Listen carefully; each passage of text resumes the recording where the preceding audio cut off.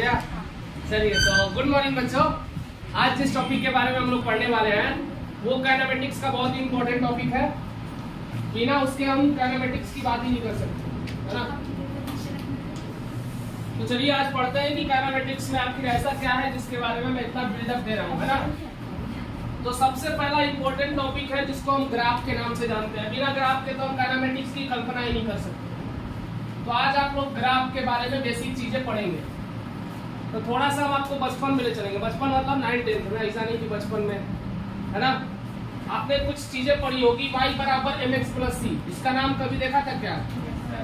अगर थोड़ा बहुत बेसिक मैथमेटिक्स में देखा होगा तो आपको मैं एक बात बता दूं कि अगर if c is equal to 0, जब c बराबर 0 रखेंगे, केस नंबर 1 है ये, केस करेंगे हम बार बार इसके पे, देखते हैं क्या होता है। तो केस नंबर 1 है कि इफ c बराबर 0 देन y बराबर क्या आएगा?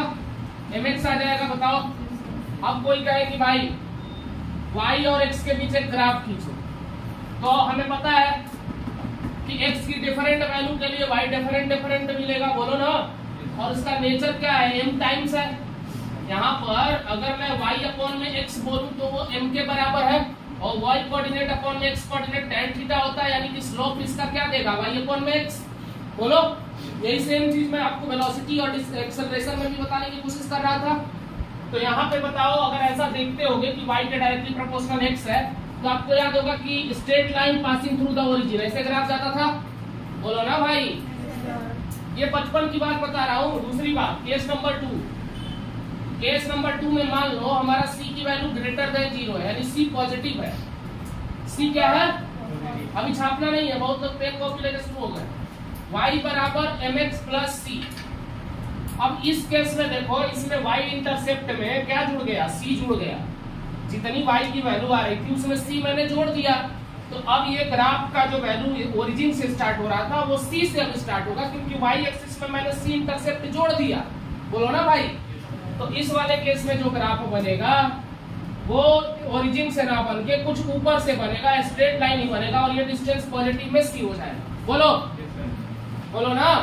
एकदम बचपन वाली बात बता रहा है, इसमें कुछ बताने का नहीं था लेकिन फिर भी बता रहा है। Case number 3। केस नंबर 3 देख लीजिए। c की वैल्यू अगर लेस देन 0 डिग्री, यानी कि नेगेटिव आ जाए, y बराबर लिखेंगे आप mx माइनस c। अब c देखो, y इंटरसेप्ट में c माइनस किया जा रहा है, यानी y से नीचे ले आओगे y एक्सिस के। तो अभी भी ग्राफ का नेचर इंक्रीजिंग है, क्योंकि x पॉजिटिव है, x अभी भी पॉजिटिव है, स्लोप भी पॉजिटिव है, लेकिन c इंटरसेप्ट नेगेटिव है, तो यहाँ से शुरू होगा लेकिन जाएगा पॉजिटिव की तरफ ही, और ये हो जाएगा माइनस c। बोलो। तो ये 3 चीज आपको आना चाहिए बेसिक। अगर नहीं आता था तो जल्दी से लिख लो, क्योंकि जनरली इसका यूज आता है और आप बाद में कहते हो कि सर ये तो हमको पता ही नहीं, ये तो हम देखे ही नहीं, तो ये तो हम जानते ही नहीं। आया क्या समझ?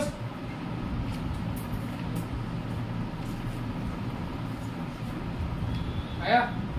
हट जाऊं? अच्छा मैं जिधर हट रहा हूँ उधर ही देखो जल्दी। तुमको जी ये छोटी लड़की, क्या नाम है तुम्हारा? प्रीति। कैसी हो? ठीक हो? ये समझ में आया? प्रीति का काफी दिन से जब से आया हाल चाल नहीं पूछा, तो ये सब पूछ लो।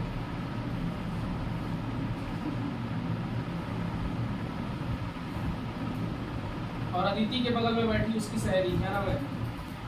खुशी। हाँ, प्रीति सी खुशी।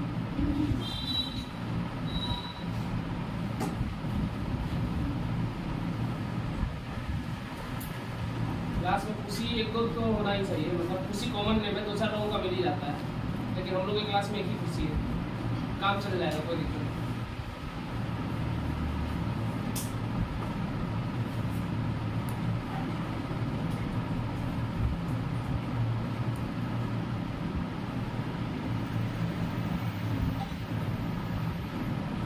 भाई वो टी शर्ट के अंदर जो पहले वो क्या है, वो जो काला कलर का है, स्किनर।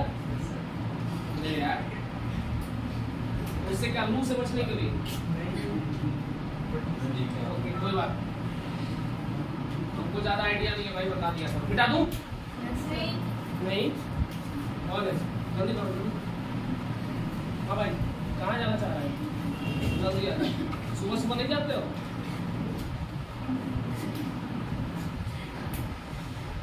चलो भाई सुबह सुबह थोड़ा पहले जग जाया करो ना, नहा धो के जो भी नैतिक क्रिया है रेगुलर वाला वो सब जरूर कर लिया। अब क्लास में आते आते अगर कहोगे तो हमारा टाइम वेस्ट होगा ना। हम नहीं भी किए रहते हैं तो कंट्रोल कर लेते हैं, है ना। देखो मतलब वही बात है ना भाई, थोड़ा सा तो वो होना चाहिए ना। क्लास में आए हो, डिस्टर्बेंस होगा, एक की वजह से और 4 लोग का मन होगा कि मैं भी चला जाऊँ। अच्छा देख देख के कुछ लोग का मन हो जाता है, चल भाई मैं तेरे सपोर्ट में चलता हूँ। लड़के तो ऐसे होते हैं कि भाई चल तेरे साथ मैं भी चलता हूँ।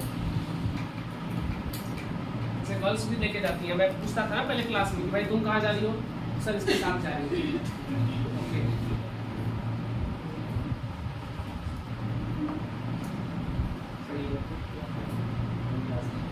साथ जाने वाला मेरे को तो नहीं समझ में भाई, मैं तो अकेले जाता हूँ हमेशा। बिठा दूं? चलो भाई ध्यान देना इस बार। अब इस बार नजर कोई नहीं हटाएगा बोर्ड से, है ना। समझ में आ गया ना, ये बेसिक बात था एकदम से। इसमें हम x को नेगेटिव भी कर सकते हैं। x नेगेटिव करेंगे तो क्या होगा ज्यादा से ज्यादा?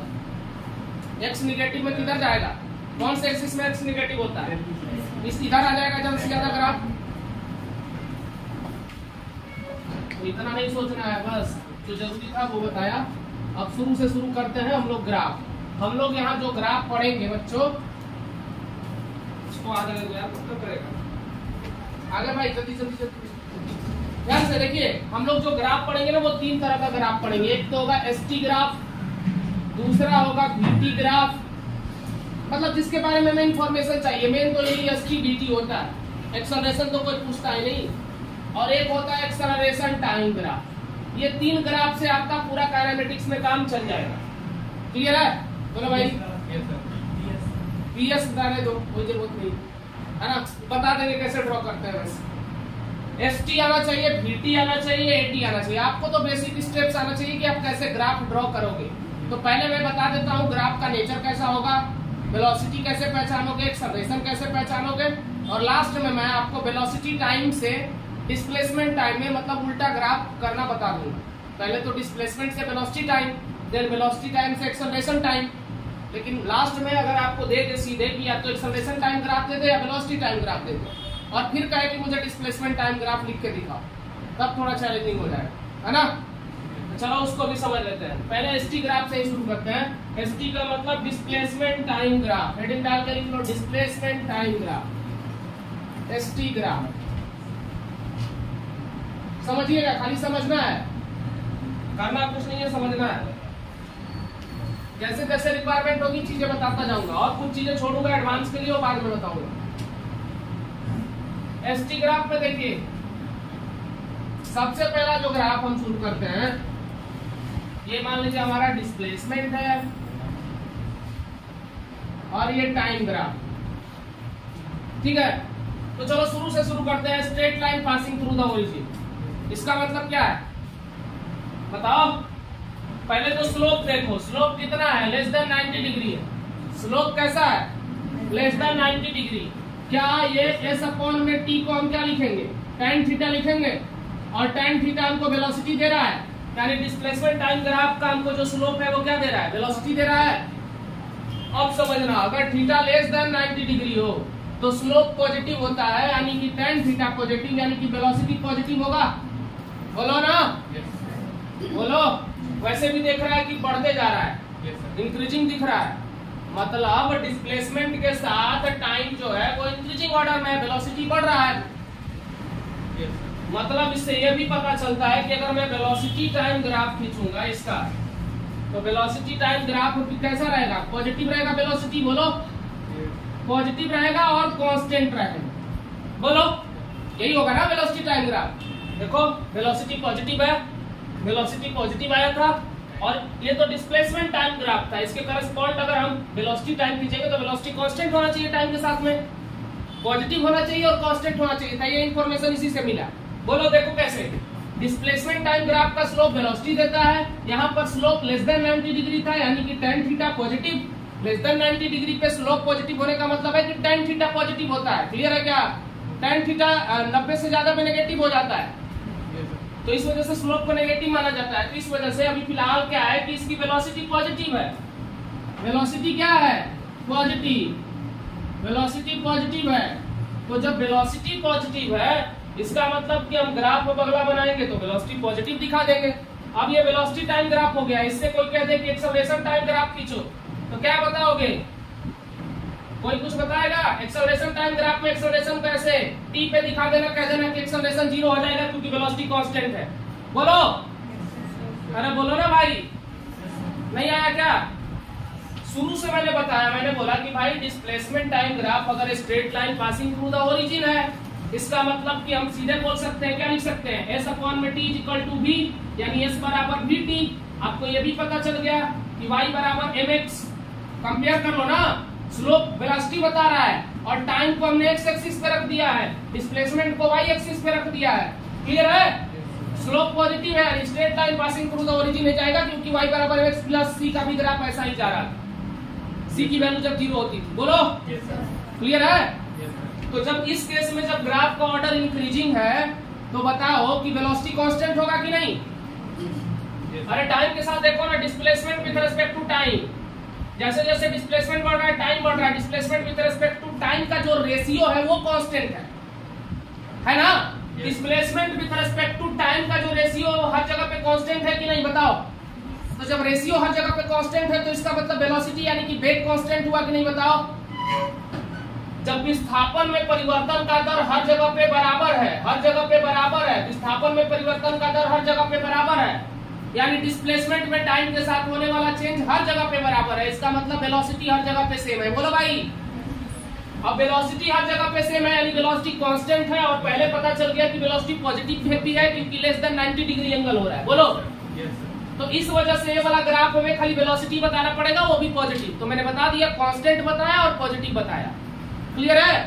अगर ये कांस्टेंट रहता और नेगेटिव रहता तो नीचे से बताते। बोलो भाई, क्लियर है? तो ये वेलोसिटी टाइम ग्राफ हो गया और एक बार ये पता चल गया कि वेलोसिटी कांस्टेंट है तो एक्सेलरेशन 0 आएगा कि नहीं? तो एक्सेलरेशन 0 ये बता रहा है, ये बराबर 0 बता रहा है। क्लियर है? तो ये करस्पॉन्डिंग देखो, डिस्प्लेसमेंट से मैंने बताया वेलोसिटी टाइम ग्राफ और वेलोसिटी टाइम से एक्सेलरेशन टाइम ग्राफ। आसान था? बोलो, जल्दी लिखो, जल्दी लिखो। अभी कुछ इंफॉर्मेशन और बताएंगे, किससे काम चल जाएगा भाई, ज्यादा दिमाग नहीं लगाना है। अब इसी बात को कोई बहुत सारा बढ़ा चढ़ा के लोग बताते हैं, तुम देख लेना, तुम्हारे पास बहुत सारा कंटेंट पड़ा होगा, हर जगह से खोज सकते हो। इसी बात को लोग पहले डिस्प्लेसमेंट टाइम को लेके मंठा मारेंगे। उसका मंठा समझते हो कि नहीं? माठा नहीं समझते? छाछ दही में क्या करेंगे, ऐसे डाल के उसको काफी देर तक मारेंगे, फिर कहेंगे कि लस्सी बना दिया हमने। तो लस्सी नहीं बनाना है आपको, आपको बस कॉन्सेप्ट समझना है और आगे बढ़ना है। आपको यहाँ पे वो रिसर्च करने थोड़ी ना है, आपको बस कॉन्सेप्ट क्लियर होना चाहिए जिससे कि आप क्वेश्चन कर पाए। बोलिए, समझ गए ना?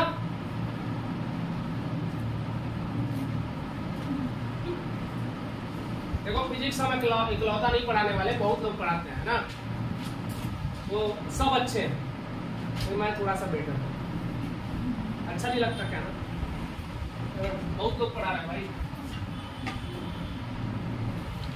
यहाँ से काटोगे आज के डेट में तो फिजिक्स निकलेगा।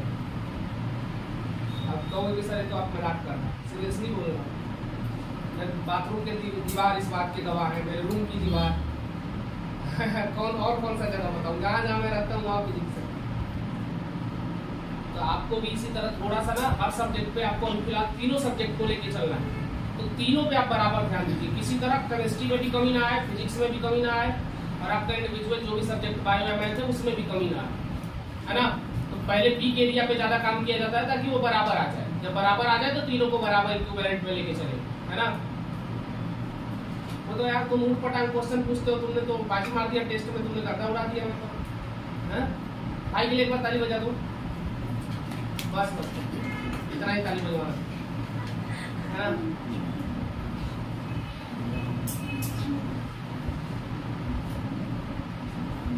ऐसे बाहर ऐसा सवाल पूछता है कि हमको नहीं लगता कि मतलब टेस्ट में मार देगा बाजी, है ना? ऐसा सवाल पूछता है कि खतरनाक ये ऐसा हो गया सर, ये इसका रिजल्ट नहीं आया सर, इसका आंसर मैच नहीं हो रहा सर। लेकिन सही है, कम से कम अपना वो मिटाना चाहिए, है ना? जो भी अंदर की क्यूरियोसिटी हो, चाहे चीजें आपकी नहीं समझ में आ रही है तो मिटानी चाहिए। मिटा दें इसको, चलिए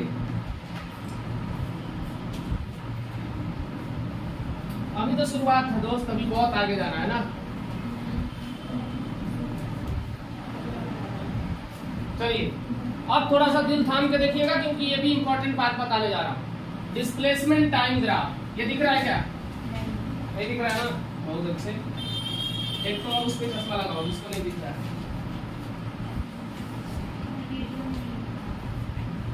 अब एक चश्मा वाले डबल लगाए, जिनके पास चश्मा नहीं है वो एक बार चश्मा लगाए। अब दिख रहा है कि अभी भी नहीं दिख रहा? डिस्प्लेसमेंट टाइम ग्राफ बच्चे,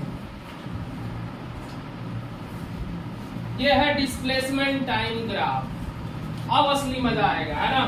देखिए इस पॉइंट पर देखो, आप कहोगे कि सर ये तो कर्व पाथ है, तो कर्व पे भी हम टेंजेंट ड्रॉ कर सकते हैं। तो पहला हमारा प्रायोरिटी होना चाहिए ग्राफ को देखते कि हम उसके हर पॉइंट पे टेंजेंट ड्रॉ करके देखते हैं क्या होता है। चलो देखते हैं, चलो देखते हैं, चलो देखते हैं। मतलब मैंने देखा एंगल की वैल्यू यहाँ पर भी लेस देन 90 डिग्री हो रही है। पहला काम यही करना है, डिस्प्लेसमेंट टाइम में टेंजेंट लेना है और टेंजेंट उसका स्लोप बता देगा, और टेंजेंट हमेशा एक्स एक्सिस के साथ लेना है, पॉजिटिव एक्स एक्सिस के साथ कोशिश करना। वैसे नेगेटिव में भी आ जाएगा, जब ये ग्राफ ऐसे कहीं रहता ना तो ये चीजें मैं खींचता तो नेगेटिव में जाए। क्लियर है? तो आप एक्स एक्सिस के साथ खाली याद रखना, पॉजिटिव नेगेटिव मत माइंड करना, खाली एक्स एक्सिस के साथ पहले आप टेंजेंट लाइन खींचने की कोशिश करना। अगर एंगल की value theta less than 90 degree, मैंने बोला कि स्लोप क्या हो गया? स्लोप हो गया पॉजिटिव, यानी tan थीटा पॉजिटिव। जब स्लोप पॉजिटिव तो डिस्प्लेसमेंट टाइम ग्राफ का स्लोप वेलोसिटी देता है, यानी वेलोसिटी पॉजिटिव हो गया। और शुरू में ये चीज अगर 0 से नहीं उठी है तो इसका मतलब इनिशियल वेलोसिटी पॉजिटिव है। बोलो इनिशियल वेलोसिटी पॉजिटिव, यानी यू पॉजिटिव बताना। भाई इनिशियल स्टार्टेड वेलोसिटी को यू बोलते हो ना, वेलोसिटी तो वेलोसिटी है, लेकिन मैंने माना कि इनिशियल वेलोसिटी इसकी पॉजिटिव है। कैसे पता चलेगा कि u की वैल्यू 0 है? याद रखना, जब ये वाला ग्राफ t को टच करता हुआ, मतलब कुछ ज्यादा ही टच करता हुआ, ये तो यहीं से उठ गया है ना, ये यहीं से उठ गया है। कोई ग्राफ आप देखना ऐसे बनाते हैं लोग, ऐसे टच कराते हुए। तो अगर कोई टाइम एक्सिस को यानी एक्स एक्सिस को टच करता हुआ अगर ग्राफ गया है तो इसका मतलब u की वैल्यू 0 है। क्लियर है? समझ रहे हो ना? अगर कोई एक्स एक्सिस को टच करता हुआ ग्राफ गया है तो डिस्प्लेसमेंट इसका मतलब 0 शुरुआत में, और शुरुआत में डिस्प्लेसमेंट 0 तो displacement with respect to time 0, यानी इनिशियल वेलोसिटी 0। बोलो तो अगर टाइम एक्सिस को अगर ये ग्राफ टच करता जाएगा तब u की वैल्यू 0 रखना। अभी u की वैल्यू कुछ पॉजिटिव में आ रही है। क्लियर है? बोल भाई, नहीं आ रही क्या? आ रहा है? तो अब देखो, अब ये था डिस्प्लेसमेंट टाइम ग्राफ। इससे एक बात आइडिया लग गया कि u पॉजिटिव है। एक चीज और बता दे, ट्रिक समझ के याद कर लेना। अगर पाराबोला का मुंह ऊपर की तरफ खुला हो, पाराबोला का मुंह अगर ऊपर की तरफ खुला हो यानी upward parabola, upward parabola, parabola में क्या हो जाएगा? a की वैल्यू पॉजिटिव हो जाएगी। याद रखना, नोट करके लिखना कि अपवर्ड पाराबोला में a की value positive and downward parabola में, पैराबोला में a की वैल्यू नेगेटिव। अब कहोगे सर ये कैसे? देखो ऐसा ग्राफ बन रहा हो जिसमें u की वैल्यू, देखो ये डिस्प्लेसमेंट टाइम है तो इसके लिए a ग्रेटर देन 0, क्योंकि इसका मुंह जो है ऊपर की तरफ खुला। क्लियर है? और जब इसका मुंह नीचे की तरफ खुला होगा बच्चे तो इसका मतलब कि a की वैल्यू नेगेटिव होगी। बस ये ट्रिक याद रखना, इससे काम चल जाएगा। एक्सेलरेशन को पहचानने का यही एक ट्रिक है, और इसको कैसे समझेंगे एक्सप्लेन भी कर दे रहा हूं ताकि आपको अनंत काल तक याद रहे। ऐसे समझना कि देखो हर पॉइंट पे देखो, जैसे जैसे तुम ग्राफ से इधर की तरफ आ रहा है स्लोप की वैल्यू घटते जा रही है कि नहीं, एंगल की वैल्यू घटते जा रही है कि नहीं। एंगल घटना मतलब tan थीटा बढ़ना। अरे भाई 19 तक tan थीटा बढ़ता है, ऐसा नहीं कि घटता है। तो जैसे जैसे अगर यहाँ ओरिजिन यहाँ है, उल्टा सोचो, ओरिजिन से चलना स्टार्ट करोगे तो एंगल बढ़ रहा है, एंगल बढ़ रहा है तो 90 तक tan थीटा भी बढ़ता है, क्योंकि tan 30 होता है 1/√3 और tan 60 √3 होता है, तो √3 ज्यादा हो गया ना। तो यानी कि 0 से लेकर जब तुम बढ़ोगे 60 तक, 90 तक जाते जाते tan थीटा की वैल्यू क्या होती है? बढ़ती है ना। tan 90 इनफाइनाइट है ना, तो इसका मतलब यह है कि 0 से लेकर 90 तक एंगल बढ़ता है तो स्लोप बढ़ता है, यानी u की वैल्यू इंक्रीजिंग है, वेलोसिटी इंक्रीजिंग है विद रिस्पेक्ट टू टाइम, तो एक्सेलरेशन पॉजिटिव ही आएगा। और क्या आएगा? अगर डिक्रीजिंग होता विद रिस्पेक्ट टू टाइम तब एक्सेलरेशन निगेटिव आता। बोलो दोस्त, आया क्या? तो ये इसी तरह के ग्राफ में खाली हो सकता है, इस वाले ग्राफ में नहीं हो सकता। इस वाले ग्राफ में क्या होगा? ओरिजिन से चलो, लो लो लो, देखो इसमें क्या हो रहा है, पहले एंगल बहुत ज्यादा है, धीरे धीरे बढ़ने लगा, यानी निगेटिव से कम होने लगा, यानी डिक्रीजिंग नेचर का है, यानी एक्सेलरेशन निगेटिव ही आएगा। समझ में आ रहा है? तो इस वजह से अपवर्ड पैराबोला में एक्सेलरेशन की वैल्यू पॉजिटिव और डाउनवर्ड पैराबोला में एक्सेलरेशन की वैल्यू, ये ट्रिक है, याद रखना, जिंदगी भर काम आएगा। ये सब आप ही के लिए है और ये सब खुद से थोड़ा सा रिसर्च किया गया है इसमें, है ना? समझ गए? तो बस काम हो जाएगा। इसी बात को भाई सब लोग अलग अलग पढ़ाते हैं, मैं क्या बोलूं सबका, है ना? अच्छा, मेरे को सबका कैसे पता है? मैं सबसे, भाई देखो झूठ नहीं बोलूंगा, मैं सबसे कंपेयर करता हूँ कि मार्केट में कौन है जो मेरे से बढ़िया पढ़ा रहा है ना? तो फिर मैं बोलता हूँ इसको तो मैं 1 महीने में रोक दूंगा, मैं तगड़ा मेहनत करता हूँ, उसको पीछे छोड़ देता हूँ, है ना? तो मेरा यही फंडा है, मैं देखता हूँ कि मार्केट में है कौन अभी, है ना? आपका भी यही काम होना चाहिए, आपको देखना चाहिए कि मैं कैसे गर्दा उड़ा सकता हूँ, है ना? हमारे बिहारी भाषा है गर्दा उड़ाना, है ना? तो इसमें गर्दा उड़ाने का मतलब है कि आप 3-4 बुकें फॉलो करेंगे, ज्यादा से ज्यादा क्वेश्चन करेंगे, और काइनेमेटिक्स में मैंने बोला था कम से कम 400 क्वेश्चन से अगर कोई कम किया तो मैं उसको छोड़ूंगा नहीं, है ना? कम से कम 400 question, motion in straight line और काइनेमेटिक्स मिला के कम से कम आपके कॉपी में 400 क्वेश्चन बने होने चाहिए, है ना? Same Newton's law of motion और वर्क पावर एनर्जी मिला के 400 से 500 क्वेश्चन, दोनों चैप्टर मिला के, है ना? क्योंकि देखो इसमें प्रोजेक्टाइल में ढेर सारे क्वेश्चन अभी भी बन जाएंगे, मोशन इन 2 डायमेंशन में, सर्कुलर मोशन से क्वेश्चन बनेंगे। ये आ गया। अब चलो ये आ गया तो बस आगे बढ़ते हैं। अच्छा बताओ, अगर इसका डिस्प्लेसमेंट टाइम का अगर मैं वेलोसिटी टाइम खींचने की कोशिश करता तो कैसा आता? जाहिर सी बात है, u की वैल्यू पॉजिटिव है और एक्सेलरेशन भी पॉजिटिव है ना? यानी कि यहां से अगर खींच दे तो कोई दिक्कत तो नहीं है आपको। कैसे अगर सोचा होगा, क्योंकि v इक्वल टू फॉर्मूला होता है u प्लस at। अगर वेलोसिटी टाइम ग्राफ में खींच रहा हूं तो बताओ, वेलोसिटी टाइम ग्राफ खींच रहा हूं तो एक्सेलरेशन इसका स्लोप होगा, और एक्सेलरेशन ऑलरेडी पॉजिटिव है, u की वैल्यू कुछ पहले से है, u की वैल्यू 0 होती तो ये ग्राफ यहां से आता। तो ये क्या बताने की कोशिश कर रही है का? ये है u, क्लियर है? देखो ना यहाँ पर y बराबर, है ना, y बराबर ये हो गया mx, ये प्लस c हो गया, तो c की वैल्यू कितनी है? प्लस u, ये यहाँ से u है। बोलो ना, आया क्या समझ? नहीं आया? अजीब हो यार, नहीं आया क्या? एक्सेलरेशन टाइम ग्राफ क्या आएगा? एक्सेलरेशन पॉजिटिव है, ये हो गया वेलोसिटी टाइम। एक्सेलरेशन टाइम बताओ, एक्सेलरेशन टाइम बता दो दोस्त। पॉजिटिव है, कुछ ना कुछ उसकी वैल्यू है एक्सेलरेशन की, एक्सेलरेशन पॉजिटिव है तो एक्सेलरेशन पॉजिटिव लिख दिया, लेकिन कांस्टेंट होगा क्योंकि velocity with respect to time constant है। यहाँ पर देखो, नहीं है क्या? नहीं है क्या? बोलो ना। तो एक्सेलरेशन की वैल्यू कुछ पॉजिटिव आएगी और कांस्टेंट आएगी। अगर ओरिजिन से स्टार्ट होता तो ये 0 होता, पिछले बार में देख चुके हो। जल्दी लिख लो। अब सीधे वेलोसिटी टाइम से एक लास्ट अगर आप बताऊंगा, एक्सेलरेशन वेलोसिटी टाइम से डिस्प्लेसमेंट टाइम लिखना बताऊंगा और कहानी खत्म, है ना? वेलोसिटी और डिस्प्लेसमेंट दो ही ज्यादा काम का है।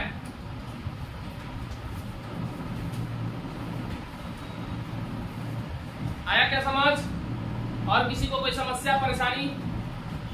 जल्दी जल्दी करो, आप भी मोशन अंडर ग्रेविटी भी खत्म करना आज ही। आज के बाद आप लोग काइनेमेटिक्स का पहला पार्ट मतलब मोशन इन स्ट्रेट लाइन अच्छे से घर पे कर लीजिए। कल से प्रोजेक्टाइल स्टार्ट हो रहा है, प्रोजेक्टाइल भी अच्छे से पढ़ लीजिए, है ना? और होगा, अभी तो डाउट मेरे को नहीं लगता कि बहुत ज्यादा रह जाएगा, इसके बाद बहुत कम रह जाएगा, एक ही बार दोनों का डाउट बता देंगे, है ना? क्योंकि प्रोजेक्टाइल में थोड़ा तो टाइम लगेगा, 2-3 क्लास मिनिमम लगेगा प्रोजेक्टाइल मोशन। क्योंकि प्रोजेक्टाइल में आपने खाली बेसिक प्रोजेक्टाइल पढ़ा होगा, अर्थ से प्रोजेक्शन, एक तो इंक्लाइंड पे प्लेन पे भी प्रोजेक्शन होता है, एक एच हाइट ऊपर जाके भी प्रोजेक्शन होता है ना?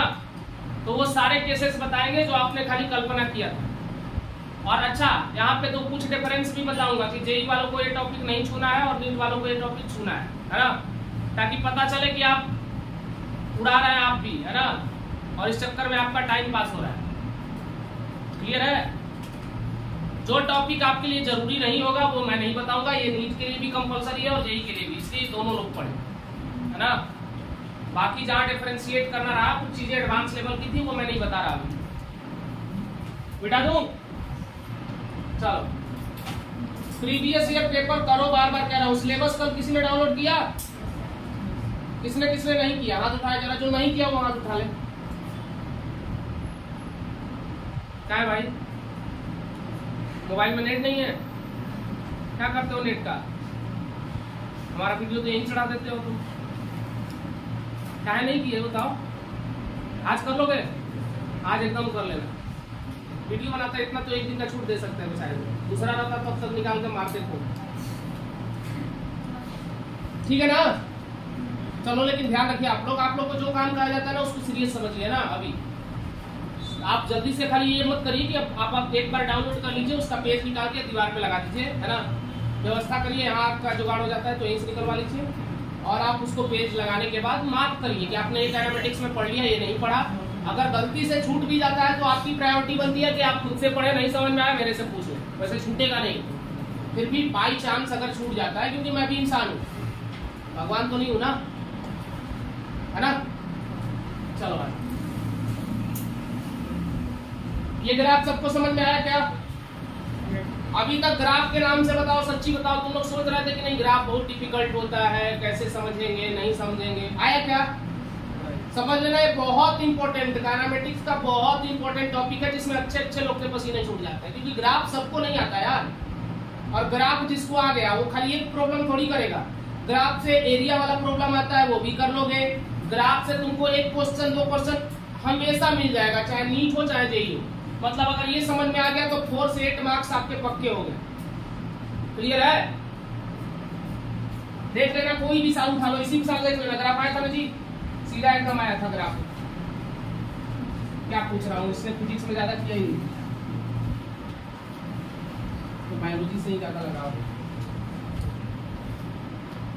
जो आसान। अच्छा ये बताओ, कोई भी दुनिया का पेपर हो, तो मान लो बायोलॉजी स्ट्रीम के हो, लेकिन तुमको पता लग गया कि फिजिक्स के इस बार क्वेश्चन बहुत आसान है, तो तुम फिर भी बायोलॉजी करोगे क्योंकि बायोलॉजी लेंदी है, कि पहले फिजिक्स करोगे? बहुत लोगों ने दिमाग लगा दिया, सोचा कि मेरा भाई 360 मार्क्स का बायोलॉजी है, मैं बायोलॉजी पे ध्यान दूंगा, और बायोलॉजी इतना लेंदी कि जितना आधा टाइम लगना चाहिए उसका दुगना टाइम लगा दिया आपने बायोलॉजी में। तो ना आपके पास केमिस्ट्री के लिए टाइम बच गया, ना फिजिक्स के लिए बच गया। भाई कोई भी इंसान होगा जब जानेगा कि एकदम देखो तो आसान आसान फिजिक्स आया, खाली टिक मारना है, देखना है इत्मीनान से और टिक मारना है, तो पहले वो इंसान फिजिक्स करेगा, फिर जाएगा बायोलॉजी, फिर लास्ट में सोचेगा चलो कोई बात नहीं, अगर मीडियम केमिस्ट्री है तो केमिस्ट्री पे आ जाते हैं। लेकिन बच्चों ने दिमाग लगाया, बायोलॉजी में कूद पड़े, है ना। 1 घंटे के जगह पे उन्होंने 1.5 घंटे के जगह पे 2-2, 2.5 घंटे लगाए, आधे घंटे में उन्होंने फिजिक्स और केमिस्ट्री दोनों निपटाए। अब सोचो कितना तेज होंगे वो, आधे घंटे में फिजिक्स भी कर ली और केमिस्ट्री भी कर ली, रिजल्ट भी उतना खतरनाक आया उनका, है ना। तो इसलिए ऐसी गलती आप ना करें, पहले आप एक बार इत्मीनान से पेपर को समझे, थोड़े ठंडे दिमाग से। देखो लास्ट डे जो पढ़ के जाते हैं और उनकी दिमाग में ऐसे चलते रहती है, देखो सबको टेंशन रहता है, टॉपर को भी टेंशन रहता है, और जो एकदम नहीं पढ़ा है उसको कोई टेंशन नहीं। जो पढ़ के गया उसको टेंशन रहता है कि हमारा रैंकिंग कैसी आएगी, खराब आएगी, बढ़िया आएगी। लेकिन अब पेपर में जाने के बाद अगर तुम ये सोच रहे हो मेरे से नहीं होगा, अरे भाई तुम ही से होगा, तुम साल भर पढ़ के आए हो, इतना अपने पे विश्वास रखो कि तुमसे बनेगा पेपर, 100% बनेगा। कुछ लोग क्या होते हैं, उसी में आता हुआ चीज अब भूलने लग जाते हैं, क्योंकि उनको थोड़ा प्रेशर फील होता है। तो पहले तो ये सोचो कि देखो मैं एग्जाम देने जाता हूँ ना, सच्ची बता रहा हूँ ना, अपना बताऊँ एक्सपीरियंस, मेरे को भले ना आता हो, मैं 10 दिन पढ़ा हूँ एग्जाम के लिए, लेकिन जाता हूँ फुल कॉन्फिडेंस के साथ। वहाँ पे सब मेरे को ऐसा कॉन्फिडेंस देखते हैं, सोचते हैं कि इसका रैंक बनाएगा। सच्ची में उस तरह रहता भी हूँ, मैं कहता हूँ मैं तो पेपर फोड़ दूंगा, और सच्चाई ये देख के निकलता हूँ, आराम से पेपर अच्छा जाता है, काम चल जाता है। आप क्या करते हो, आप सब आता है आपको, लेकिन प्रेशर में जाते हो, सोचते हो यार मेरे से अच्छे आए होंगे, कोटा से पढ़ के आए होंगे, रेजोनेंस से, एलेन से, बंसल से, सब नाम है यार, सारा मेहनत तो तुमने किया है, और इस चक्कर में आप गड़बड़ा जाते हो पेपर में, समझ गए। तो इसलिए पेपर में जब भी जाओ फुल कॉन्फिडेंस से जाओ, और पेपर को फोड़ दो, फाड़ना मत। वो तो कहते फाड़ के आ गए पेपर, है ना, ऐसा मत करना, फोड़ देना एकदम, है ना। क्वेश्चन एक भी ना बचे आपसे, जो इजी सेक्शन हो उसको पहले कर लो, तो थोड़ा सा लगे कि हाँ भाई ये मेरा मार्क्स, देखो मार्क्स भी डिसाइड करता है, जाहिर सी बात है, आफ्टर ऑल 50% आपका बायोलॉजी है, तो बायोलॉजी का आपको टाइम देना है, लेकिन सबसे इजी वाला पोर्शन को कर लो। फिजिक्स केमिस्ट्री में से देख लो कौन इजी है। कई बार केमिस्ट्री इजी रहता है, तो केमिस्ट्री उठा के पहले निपटा दो, फिर अपने बायोलॉजी में घुस जाओ, और लास्ट का टाइम कोशिश करो कि एवरेज 45 से 1 घंटा हमको बच जाए, 45 मिनट कम से कम बच जाए फिजिक्स के लिए, है ना। तब जाके आप कर दोगे। अभी सोचोगे कि 20 मिनट में निपटा है, तो प्रेशर इतना फील होता है ना कि 20 मिनट में हालांकि किया जा सकता है 10 से 15 क्वेश्चन, लेकिन तुम्हारे पे उतना प्रेशर रहता है कि 5 मिनट तो खाली देखने में बिता देते हो, 10 मिनट, लास्ट के 10 मिनट में 2-3 क्वेश्चन अटेम्प्ट करते हो। समझ गए?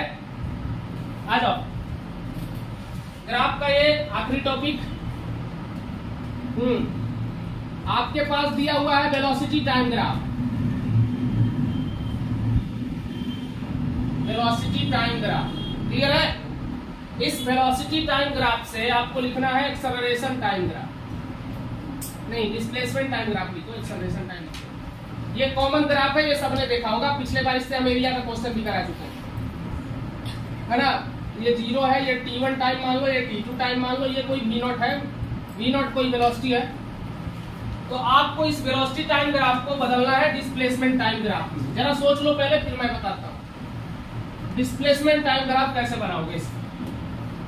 वेलोसिटी टाइम ग्राफ का से उल्टा जाना है आपको डिस्प्लेसमेंट की तरफ। ये बना लिए, काम खत्म। इससे ज्यादा अब ऊपर के लेवल का नहीं आएगा अब तुम्हारे एग्जाम, है ना।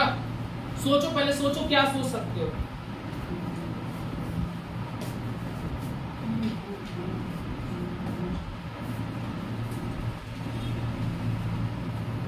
आज के बाद ग्राफ का डर खत्म, है ना।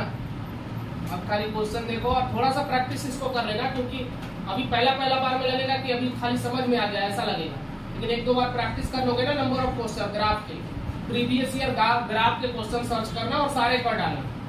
आज घर जाना प्रीवियस ईयर का, देखो कोई भी इंपॉर्टेंट टॉपिक पढ़ते हो ना यार, तो प्रीवियस का सारा उससे रिलेटेड क्वेश्चन कर डालो, तब जाके आपको समझ में आएगा कि हाँ सर ने सही कराया है या मेरे से बन रहा है ना। नहीं तो हवा में सोचते रह जाओ।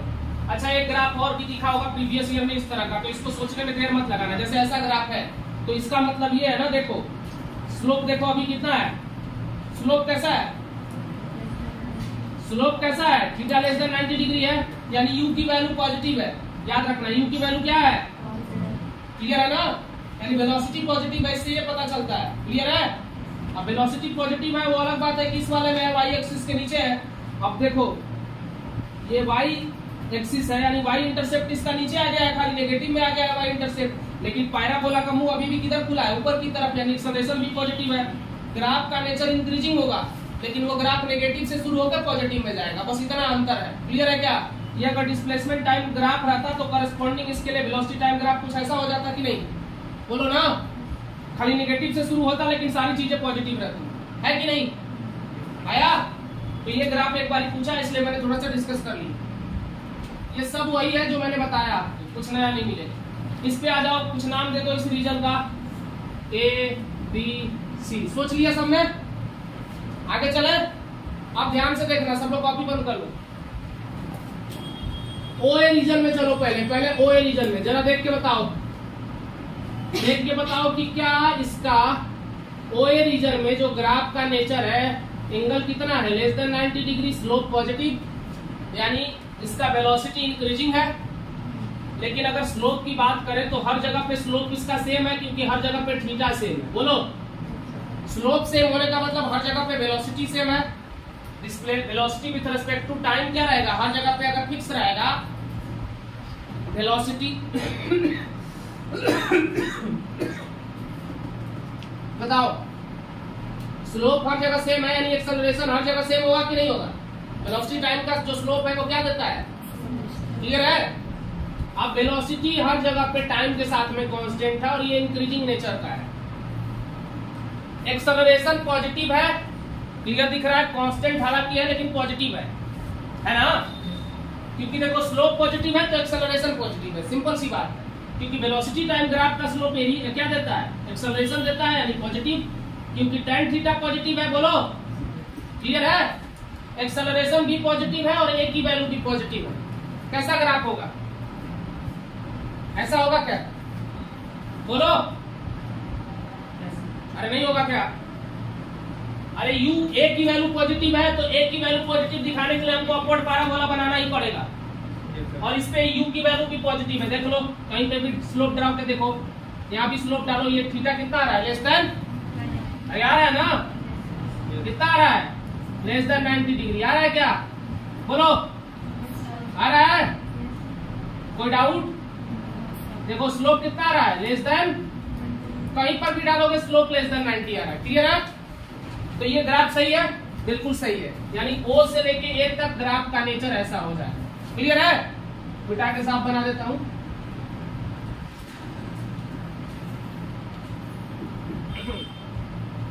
ये है O से लेके A तक, क्लियर है। अब चलो AB की बात करते हैं, AB पे जरा चेक करो कि वेलोसिटी तो टाइम के साथ में कांस्टेंट है, वेलोसिटी टाइम के साथ में कांस्टेंट यानी वेलोसिटी कांस्टेंट है। अरे भाई क्लियर दिख रहा है ना कि वेलोसिटी कांस्टेंट है, ये फिक्स है A से लेके B तक, यानी कि डिस्प्लेसमेंट टाइम ग्राफ का स्लोप कैसा होना चाहिए, उल्टा सोचो ना, देखो जब एक्सेलरेशन में कांस्टेंट बता रहा था एक्सेलरेशन टाइम ग्राफ का, तो आपको याद है कि इसके पहले जो वेलोसिटी टाइम ग्राफ आ रहा था वो कैसा आया था, ऐसे आया था, नहीं आया था क्या, कब, जब ये 0 हो रहा था एक्सेलरेशन, तब कुछ पॉजिटिव रहता तो ये यहाँ से स्टार्ट होता है कि नहीं, तो ये 0 ही है, क्लियर है क्या। यानी इस वाले केस में कैसे जाएगा, ऐसे जाएगा, ये सबको समझ में आया क्या, बोलो आया। OA रीजन में upward parabola then straight line, और इस वाले में देख लो, इस वाले में डिक्रीजिंग नेचर का है, स्लोप देखो कितना है, 90 से ज्यादा है कि नहीं, थीटा ग्रेटर देन 90 डिग्री है, यानी स्लोप की वैल्यू नेगेटिव, वेलोसिटी की वैल्यू नेगेटिव, क्लियर है, वेलोसिटी नेगेटिव। और जरा बताना जब स्लोप नेगेटिव है तो एक्सेलरेशन भी नेगेटिव, और जब एक्सेलरेशन नेगेटिव तो यानी B से लेके C तक का ये रीजन है, कहानी खत्म, पैसा आजम, ये ग्राफ बनेगा डिस्प्लेसमेंट टाइम, क्लियर है, आ गया क्या सबको, जल्दी लिख लो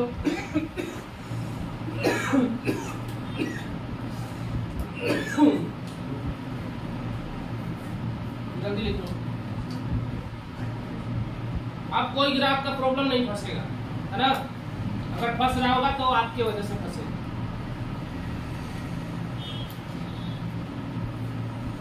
क्लियर है, बोलो भाई, सबको क्लियर,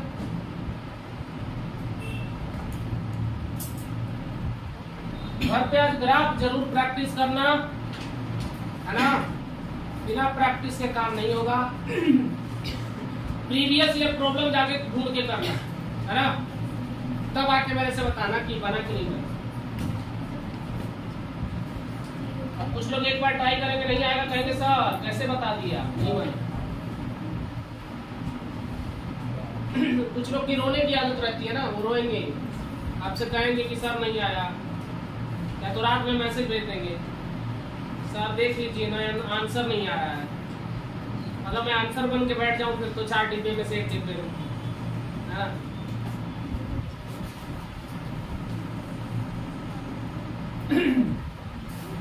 कोशिश आपको करना है, सारी चीजें आपको करनी है, मैं खाली रास्ता दिखा रहा हूँ, है ना, इसके अलावा मैं कुछ नहीं कर सकता, मैं क्या कोई कुछ नहीं कर सकता। वाले लोग कहते हैं कि मैं इतना निकलवा दिया, मैं इतना ला दिया, मेरे बच्चे तो यहाँ पढ़ते हैं, मेरे बच्चे तो वहाँ पढ़ते हैं, है ना, मेरे बच्चे कहीं नहीं पढ़ते, नहीं तो हर जगह पढ़ते हैं, है ना। तो इसीलिए ये सब बात पे ध्यान नहीं देना है, आप क्या करोगे फ्यूचर में आप डिसाइड करोगे, ना कि कोई और, है ना। अब मेरा मानना है कि जो लोग पढ़ रहे हैं इसमें सब होशियार है, ऐसा कोई नहीं कि मतलब कोई वीक है, कोई बहुत तेज हो गया है, ऐसा कुछ मेरे को नहीं दिखता है इस पूरे बैच में, कोई बहुत ज्यादा तेज है, कोई बहुत ज्यादा, सबकी सीखने की एबिलिटी ऑलमोस्ट सिमिलर है, थोड़ी बहुत 19-20 चलता है। आप लोग बस गलत ट्रैक पे जा रहे हैं, जैसे कुछ लोग मान लो हिंदी मीडियम के, अब उनको हिंदी में समझना है तो वो गलत ट्रैक पे जा रहे हैं। अगर वो हिंदी मीडियम के हैं, चीजों को अब इंग्लिश में सीखने की उनकी एबिलिटी बढ़ रही है, मतलब चीजों को इंग्लिश में मतलब कि अडॉप्ट कर रहे हैं, तब वो सही ट्रैक पे है। लेकिन अगर वो सोचे कि हम ऑक्सफोर्ड का एक डिक्शनरी ले आए, पहले उसको अंग्रेजी से हिंदी में ट्रांसलेट करें, फिर समझे हम, है ना, तो मेरे लिए तो और डिफिकल्ट हो जाता। मैं पहली बार गया था तो मेरे को भी एक दिक्कत था हिंदी इंग्लिश वाला, तो मैं ऐसा डिक्शनरी वाला मैंने भी काम शुरू कर दिया था। तो मेरे साथ 3 प्रोसेस होता था, एक तो अंग्रेजी से हिंदी में करो, फिर हिंदी से फिर उसको भोजपुरी में करो अपने भाषा में समझने के लिए, है ना। तो मेरे लिए तो 3 स्टेप हो जाता फिर, तुम भी गढ़वाली में कर देना, फिर कुमाऊनी में, है ना। तो ऐसा नहीं करना है, आपको अंग्रेजी का मतलब अंग्रेजी में ही समझना है। और मेरा यकीन मानिए शुरू में बहुत लगता है यार समझ में नहीं आ रहा, क्योंकि पूरा खाटी हिंदी में पढ़ के आए हो, लेकिन आने लगेगा। मेरा यकीन मानना, खाली 10 दिन करके देखो, आने लगेगा, है ना, आने लगेगा। ये सब के झंझट से हट जाओ, सब आएगा। ये भी आई थी, देखो आज सब चीज अंग्रेजी में पढ़ रही है, पूरा प्योर हिंदी मीडियम की लड़की है ना। मेरी पढ़ाई नहीं कर रहा, मिटा दूं?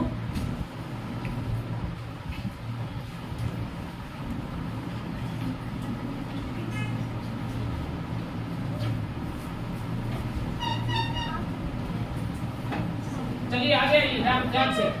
ग्राफ की स्टोरी यही खत्म होती है। हेडिंग डालिए अगला, motion under gravity. Motion under gravity, ये क्या बात होती है? कुछ तो होता होगा। हाँ, कुछ तो होता ही है। मोशन अंडर ग्रेविटी,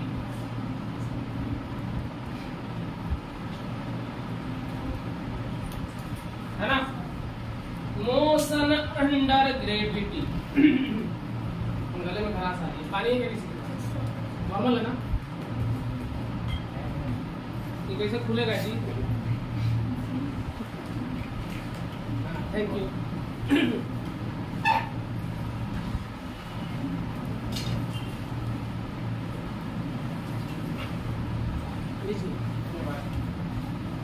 चलिए, मोशन अंडर ग्रेविटी ध्यान से देखिएगा। अभी तक आपने क्या क्या चीजें पढ़ी होगी इसमें? आप सिंपल पढ़ते थे मोशन के इक्वेशन, v = u + at, कैसे शुरू होता है ये भी बता दूं। और क्या पढ़ते थे? s = ut + ½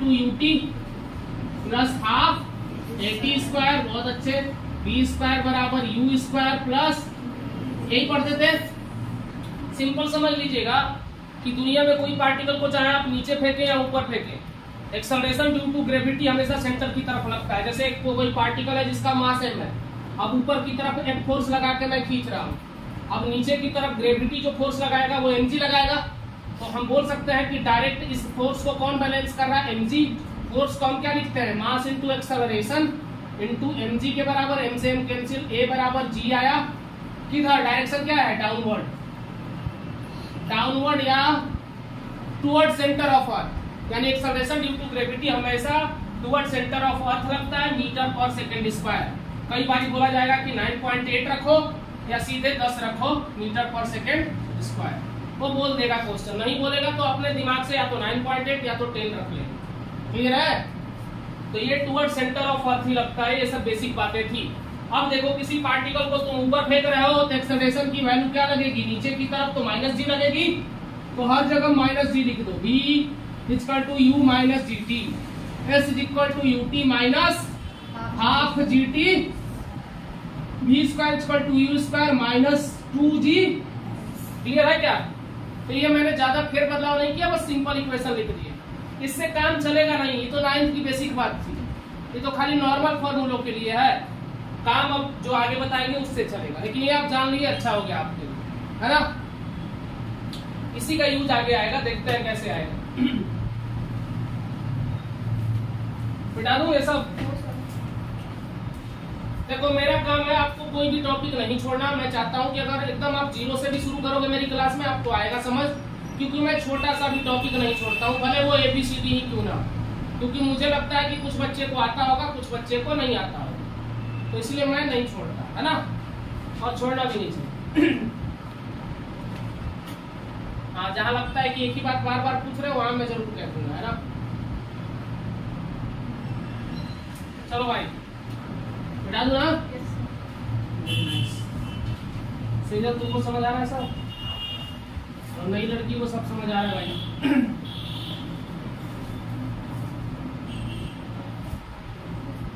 चलिए, तो देखिए, अब पहला हेडिंग डालिए, केस नंबर 1 हम आज पढ़ने वाले हैं, ground to ground projection. Ground to ground, ये इंपॉर्टेंट टॉपिक है और अपना टॉपिक है काम का, जेईई दोनों के लिए। ग्राउंड टू ग्राउंड प्रोजेक्शन, ये टॉपिक हमको पढ़ाए थे हमारे एक राजेश कुमार राय सर हैं, ISM धनबाद के, IIT धनबाद के टीचर, ISM धनबाद नाम है ना उसका। तो ये टॉपिक हमको सर पढ़ाए थे, मतलब इतना बढ़िया पढ़ाए थे कि यार टॉपिक मतलब अभी तक उन्हीं का पढ़ाया याद है। मैं अपने से इसमें कुछ भी ऐड नहीं करता, जैसा वो पढ़ाए वैसा ऐड चीज तुमको पढ़ा दूंगा, है ना। तो उनने जो पढ़ाया आज देखो मैं पढ़ाता हूँ सेम चीज। ये है ग्राउंड टू ग्राउंड प्रोजेक्शन, है ना। हम अपने सर को बहुत याद करते हैं वैसे तो वीडियो के माध्यम से बताना चाहते हैं कि हम सर को अपने बहुत प्यार भी करते हैं। हालांकि सर हमसे मिलते नहीं है क्योंकि सर बिजी रहते हैं, अभी ईडन में है। चलो तो ये है ग्राउंड, यहाँ से कहानी शुरू होगी। अब ग्राउंड से मान लो अगर मैंने किसी पार्टिकल को u वेलोसिटी से फेंक दिया ऊपर की तरफ, है ना। पार्टिकल ऊपर जा रहा है, क्या कर लिया मैंने, पार्टिकल ऊपर जा रहा है, ज्यादा एक्साइटेड हो गए हम। पार्टिकल ऊपर जा रहा है, जाएगा जाएगा कुछ टाइम तक ही जाएगा ना, उसके बाद क्या करेगा, नीचे आएगा, जमीन से टकरा जाएगा। समझना, किसी पार्टिकल के ऊपर जाने की जो प्रोसेस है, u यहाँ पे पॉजिटिव है, याद रखना ऊपर की तरफ। याद रखना इस केस में ना तुमको डायरेक्शन मानना पड़ता है, या तो ऊपर की तरफ सारी चीजों को पॉजिटिव मान लो या तो नीचे की तरफ। तो हम मान लिए कि सब कुछ हमारा ऊपर की तरफ पॉजिटिव है। तो अगर किसी पार्टिकल को तुम ऐसे ऊपर फेंकते हो तो किसी हाइट पे जाके वो रुकता है, फिर नीचे आ जाता है। ये कहानी चलते रहती है कि नहीं, बोलो। ऐसे फेंका, ऊपर गई, है ना, एक टाइम के बाद 0 देन नीचे। तो एक टाइम पे जहां पे वो पहुंचती है वो मैक्सिमम हाइट होता है। मान लो कि ये h हाइट तक पहुंची पार्टिकल हमारी, कितनी हाइट तक, h हाइट तक पहुंची। क्लियर है। इनिशियली u की वैल्यू पॉजिटिव, ऊपर की तरफ जा रहा है तो h भी पॉजिटिव होगा, लेकिन g अभी भी नीचे ही लगेगा, g में कोई बदलाव नहीं होगा। एक सिंपल इक्वेशन आपने s बराबर ut plus half at square basic पढ़ा है, आपने पढ़ा है ना।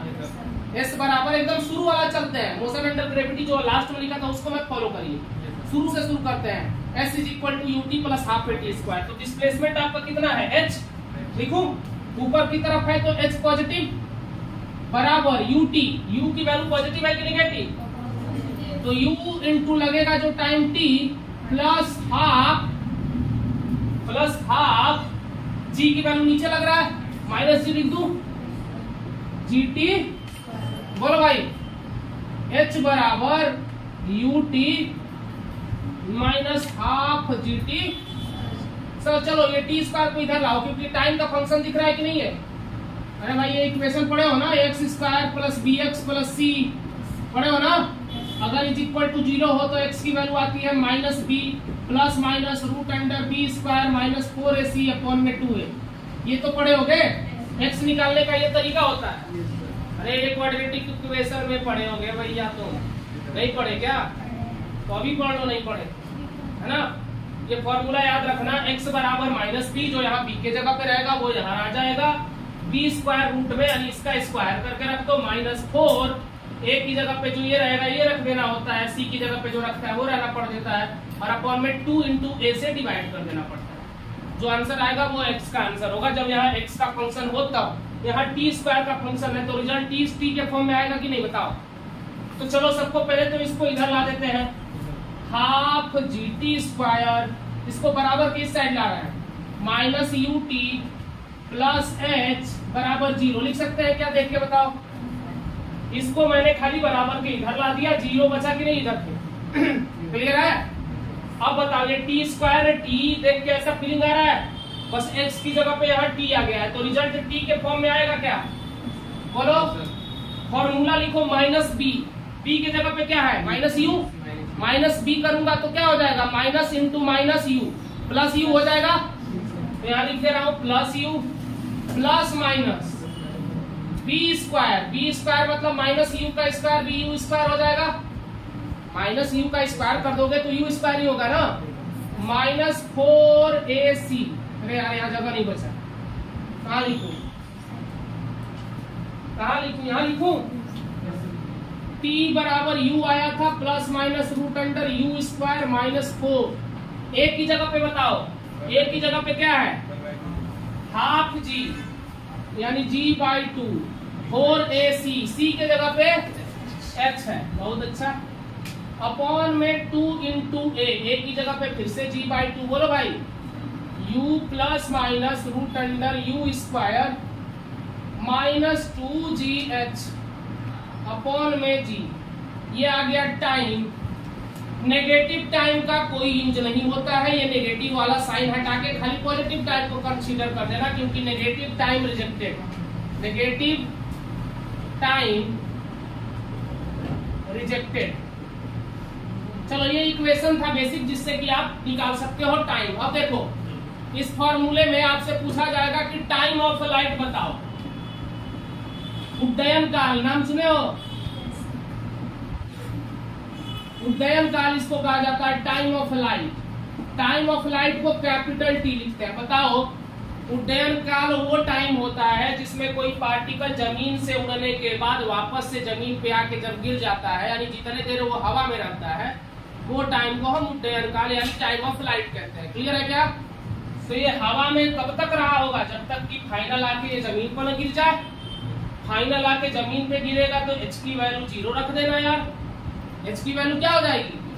तो 4t h बराबर 0 रखना पड़ेगा। रख दो इस इक्वेशन में h बराबर 0 रखो, इसमें h बराबर 0 रखो जरा।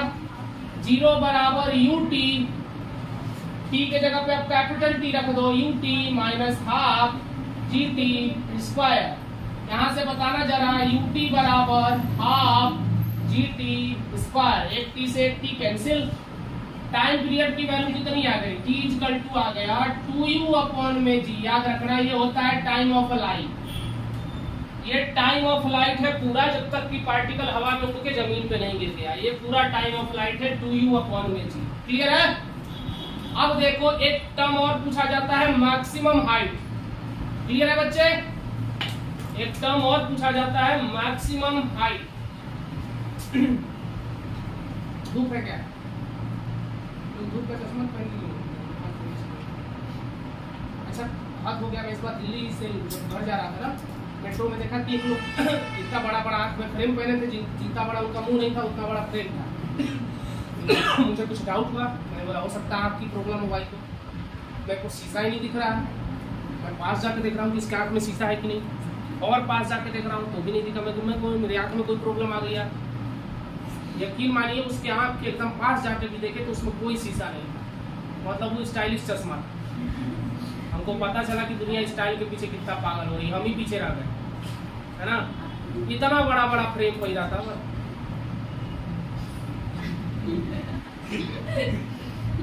समझे? हमको लगा कि यार दुनिया पागल हो रही है। चलो कोई बात नहीं। अब देखो H मैक्सिमम आपको बताना है। ये दिख रहा है कि नहीं? देख के बताओ वीडियो में। दिख रहा है? यहाँ तक का दिख रहा है ना? Yes, देखो H मैक्सिमम कितना होगा? देखो यहाँ से पार्टिकल उड़ा और जहां जाके इसकी फाइनल वेलोसिटी 0 हुई होगी, फिर से वो नीचे आया होगा, तो यहीं तक ना मैक्सिमम हाइट होगी। अरे बोलो ना। किसी पार्टिकल का मैक्सिमम हाइट कितना होगा? जहां जाने के बाद वो वापस आ गया, तो जहां जाने के बाद वो रुका होगा तब वापस आया होगा। यानी यहाँ पे फाइनल वेलोसिटी 0 हुई होगी H मैक्स के लिए। बोलो बोलो ना भाई। अरे कहाँ खो गए? नहीं समझ में आ रहा है क्या? पार्टिकल को ऐसे फेंक दिए तो जहां जाके रुका होगा वहां पहले रुकने के बाद नीचे आया होगा ना। तो H मैक्सिमम पे फाइनल वेलोसिटी क्या होगी? 0। एक फॉर्मूला अगर आपने पढ़ा होगा कि v square is equal to u square minus 2gh max. होगा कि नहीं बताओ? होगा ना। देखो क्योंकि ऊपर फेंके तो u पॉजिटिव माइनस 2 as होता था, तो a की वैल्यू नेगेटिव आएगी, तो मैंने माइनस g रख दिया, s के जगह पे h रख दिया। अब वेलोसिटी 0 रखेंगे तो h मैक्सिमम मिल जाएगा कि नहीं? वेलोसिटी 0 रख दो।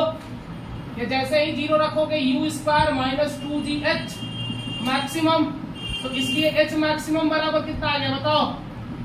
u स्क्वायर अपॉन में। क्लियर है? बोलो ना भाई, क्या दिक्कत है तुम लोगों का? देखो एक चीज और याद रखना, मैक्सिमम हाइट पे कई बार आपसे क्वेश्चन यहाँ से कैसे कैसे क्वेश्चन बन सकते हैं। देखो एक तो टाइम ऑफ लाइट, कितना टाइम पूरा लगा, तो 2u/g फॉर्मूले से आया, लेकिन याद रखना 2u/g होता है। h मैक्स आ गया, u स्क्वायर अपॉन में 2g। अब क्वेश्चन क्या बनेगा कि h मैक्स पे बताओ और पहुंचने में तुमको कितना टाइम लगा। ये तो पूरा टाइम ऑफ लाइट बताया हो ना 2u अपॉन में g। तो एच मैक्स पे पहुंचने में कितना टाइम लगा होगा? तो एच मैक्स पे पहुंचने में हमको जो वेलोसिटी थी वो u स्क्वायर बराबर 2gh था कि नहीं, बताओ? u स्क्वायर बराबर 2gh था कि नहीं एच मैक्स पे? u स्क्वायर बराबर 2gh जरा रख के देखो, यहाँ पे ये वाला पूरा टर्म जीरो हो जा रहा है कि नहीं? ये वाला टर्म जीरो हो जा रहा है, तो u अपॉन में g आ रहा है कि नहीं टाइम की वैल्यू? तो याद रखना at maximum height at h max time बराबर u अपॉन में g। याद रखना ये होता है time of ascent, time of ascent बराबर होता है टाइम ऑफ डिसेंट के। जितना आने में उतना जाने में। फ्री फॉल में यही तो फायदा है, तुम फोर्स लगा के फेंकोगे तो कुछ कहानी अलग बदलेगी। फ्री फॉल में यही फायदा है कि जाने में भी u अपॉन में g लगा, आने में भी u अपॉन g लगा। टोटल टाइम कितना हो गया? 2u अपॉन में g। आ गया क्या समझ? आ गया तो जल्दी छाप लो, हमारे सर ऐसे ही बताए।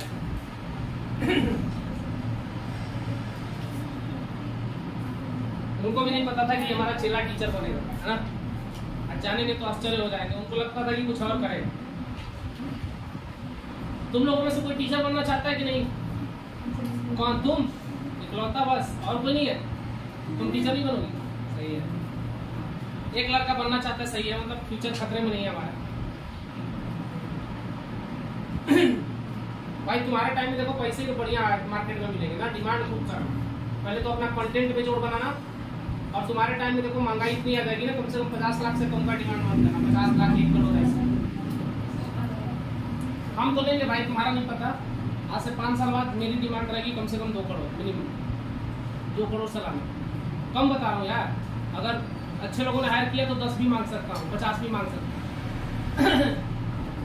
लेकिन रहूंगा ऐसे ही, मतलब उतने टाइम के बाद भी देखोगे कि हम ऐसे ही रहेंगे, फटा जींस पहनेंगे, है ना, हवाई चप्पल पहनेंगे, इसमें बदलाव नहीं होगा। कंजूसी करके आप कहोगे क्या करेंगे सर, तो बचा के कुछ ना कुछ काम करेंगे। टाइम ऑफ फ्लाइट फिर से समझा। यहाँ से पार्टिकल फेंके, ऊपर गया, फिर वहां से नीचे आ गया, क्लियर है?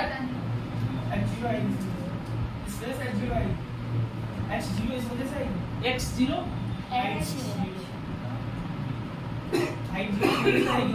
टाइम ऑफ फ्लाइट का मतलब है कि कितने देर हवा में रहा, तो गया यहाँ रुका, फिर वापस भी तो आया, तो आने में भी तो टाइम लगा होगा। लेकिन हमने बोला कि ये मैक्सिमम हाइट पे कितना टाइम लगेगा? मैक्सिमम हाइट पे पहुंचने में खाली u/g लगता है, u/g जाने का और u/g आने का, तभी टोटल टाइम आता है 2u अपॉन में g। इसीलिए बोला जाता है टाइम ऑफ एसेंट और टाइम ऑफ डिसेंट बराबर होता है। कई बार आपसे पूछा जा सकता है कि मैक्सिमम हाइट पे जब पहुंचे तो कितना टाइम लगा, तो u/g। क्लियर है? मिटा दूं? चलो, इसमें एक ही केस होता है, अगले वाले में 3 केस बनता है, और वो इम्पोर्टेंट भी, अगला वाला इससे भी इम्पोर्टेंट। मिटा दूं? टाइम कितना हुआ? बस मिटा दूं क्या?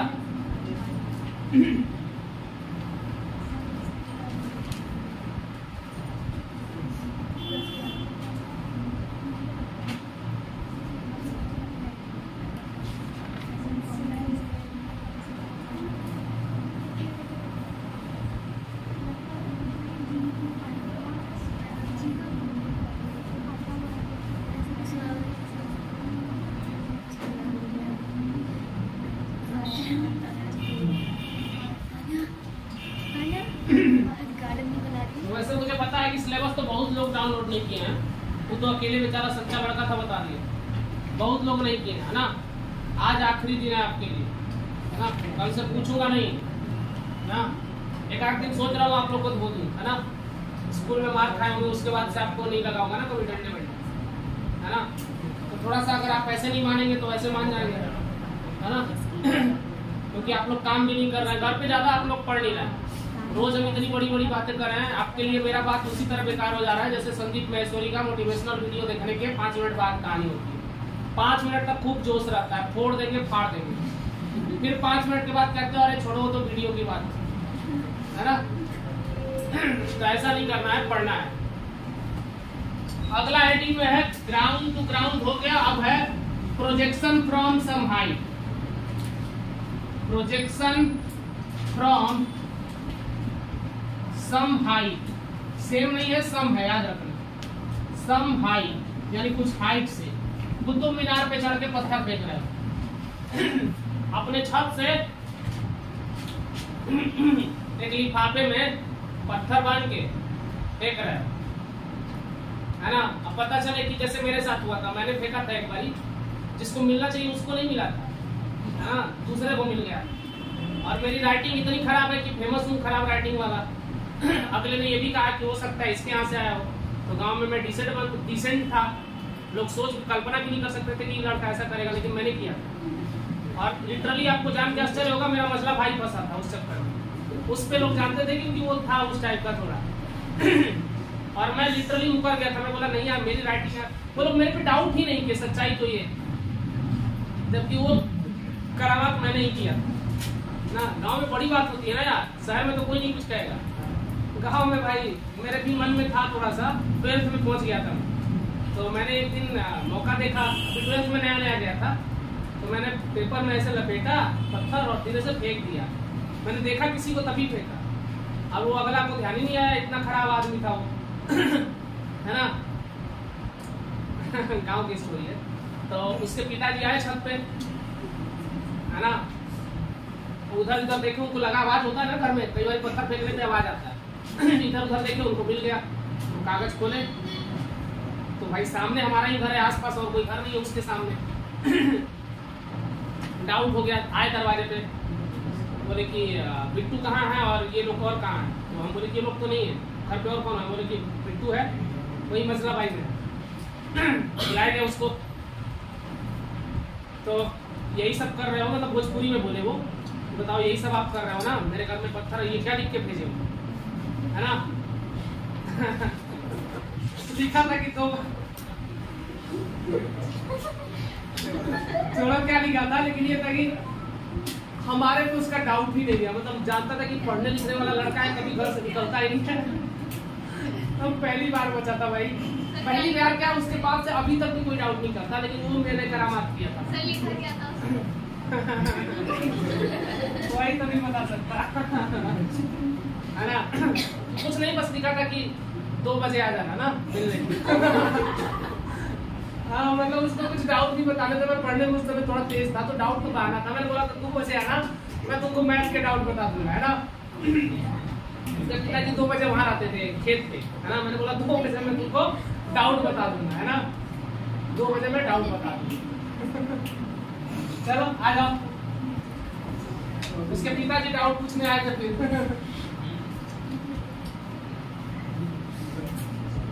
बहुत खतरनाक इंसिडेंट हो जाता है कई बार।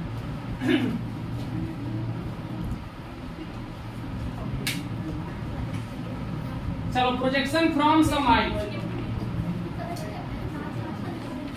अब मान लो एच हाइट से मैं किसी पार्टिकल को फेंक रहा हूं, समझना।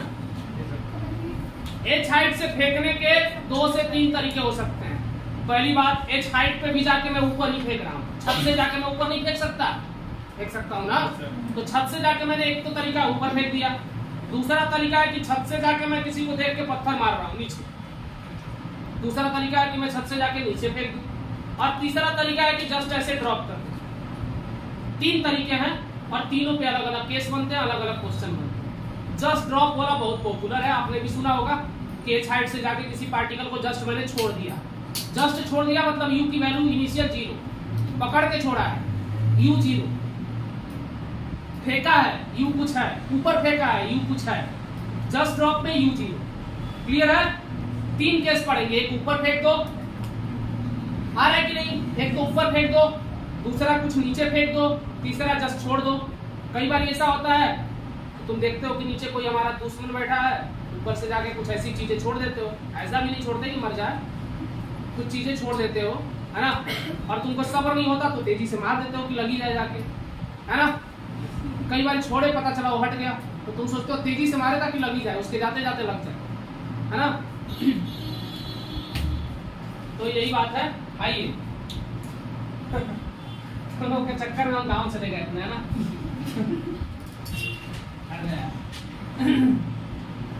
आज भी कोई डाउट नहीं करता, रियलिटी है। डाउट अब नहीं कर सकता ना कोई, उस समय थोड़ा सा करता तो मैं वो सही था, एक आध बारी मैंने ऐसे करामात किए हैं। एक बार तुमको और इंसिडेंट वाला बताया था, है ना, गांव में जो मैंने बांधा था अच्छे से हम लोगों ने, और एक ये दूसरा इंसिडेंट, यही एक दो इंसिडेंट है जो मैंने पूरा पाठ किया।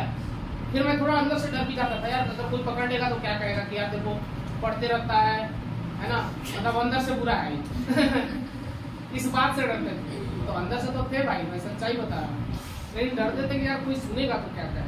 और सच्चाई आदमी पहले ना गांव में ना अपने से ज्यादा दूसरों के बारे में सोचता है। गांव की ऐसी स्टोरी है, अगर आप गांव से बिलोंग करते हो तो आपको पता होगा, हर छोटी छोटी बातों का इतना मसला बनता है ना कि आप कई बार सोचते हो कि नहीं छोड़ ही देते हैं, रहने देते हैं, है ना। अब तो मैं सब सोचता ही नहीं, मैं तो सोचता हूँ कि जब वो बाएं कहेंगे तो मैं दाएं जाऊंगा। चलो, अब अगर प्रोजेक्शन कुछ हाइट से कर रहे हैं, मान लो मैंने पार्टिकल को अभी यू से ऊपर फेंक दिया, है ना, फेंक दिया तो क्या होगा, थोड़ा ऊपर और जाएगा फिर वापस से नीचे आएगा, यही होगा, बोलो ना। तो इस केस में अभी भी यू पॉजिटिव है, अभी बेसिक इक्वेशन लिखता जो पहले लिखता था, अभी भी h की वैल्यू क्या है, इस बार पार्टिकल को ऊपर फेंक रहे हो, पार्टिकल लास्ट में जाएगा नीचे, h निगेटिव रख दूं, पार्टिकल नीचे ही जा रहा है ना, h निगेटिव रख दूं। अभी बताऊंगा क्यों निगेटिव रखा है, इसकी रीजन है। अभी खाली हम ये वाला हाइट कैलकुलेट करने की कोशिश कर रहे हैं। ये वाला हाइट हमको पता है, ये वाला हाइट कितना आएगा, 2u/g आएगा। अगर इसकी वैल्यू निकालूंगा टाइम की, तो हाइट की वैल्यू कितनी आएगी, u²/2g आएगी। पहले निकाल चुके हो ये बात, यहाँ से निकालते थे 2u/g आती थी h की वैल्यू, तो यहाँ से भी अगर h हाइट गया होगा, मान लो कि ये स्मॉल h हाइट गया, यहाँ से फेंकने के बाद अब ये स्मॉल h हाइट गया, तो ये तो ग्राउंड से तुम निकाल चुके हो ना, कितना निकाले थे, h की वैल्यू u²/2g निकाले थे, ये मैक्सिमम इतना ही जा सकता है, बोलो ना, इतना हाइट निकाल चुके हो, और एक h और जोड़ देना इसमें, बस हो तो गया, फाइनल इतना आ जाएगा, फाइनल हाइट इतना ही जाएगा। एक तो ये h वाला हाइट, और यहाँ से फेंके होगे तो इतना गया होगा, बोलो ना, आ रहा है कि नहीं आ रहा है क्या यार। मैं कह रहा हूं कि यहाँ से किसी पार्टिकल को h हाइट से पहले फेंकते थे तो इतना ही जाता था ना, और इसमें ये जोड़ दूंगा तो पूरा हाइट तो आ गया कि जितना ऊंचा गया होगा। इसके लिए इक्वेशन लिखता तो कैसे लिखता, निगेटिव में h, यहाँ से लिख दो निगेटिव में h बराबर u की value positive ut minus half gt²। कहोगे कि सर अब तो पार्टिकल नीचे आएगा, तो यहाँ पॉजिटिव रखते हैं, क्लियर है। अब इसके लिए क्या करोगे, सबको इधर ही ला दो या तो उधर ही ले आओ, एक ही बात है। क्या करोगे, हाफ gt² प्लस ut, है ना, माइनस h ही होगा, नहीं प्लस h हो जाएगा ना, इज इक्वल टू 0 होगा। एक साइड सबको कर दिया, क्लियर है।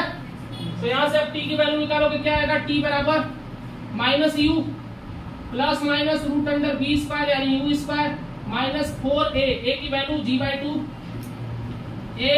c की वैल्यू h/2a की वैल्यू फिर से g/2। क्या आया रिजल्ट, t बराबर आ गया minus u plus minus u² minus 2gh/g, ये आ गया। नेगेटिव टाइम को फिर से हटा लो, खाली ये आ जाएगा, यानी सेम रिजल्ट रहेगा, खाली वेलोसिटी की वैल्यू निगेटिव हो जाएगी। पहले वाले में वेलोसिटी की वैल्यू पॉजिटिव होती थी, देख लो, है ना। क्लियर आया क्या, नहीं आया क्या, याद रखना। यहाँ पे एक जगह पे आपने थोड़ा सा मिस्टेक किया है, कहोगे कि सर क्या मिस्टेक हुआ है, तो मिस्टेक कुछ नहीं है, समझने वाली बात है बस, है ना।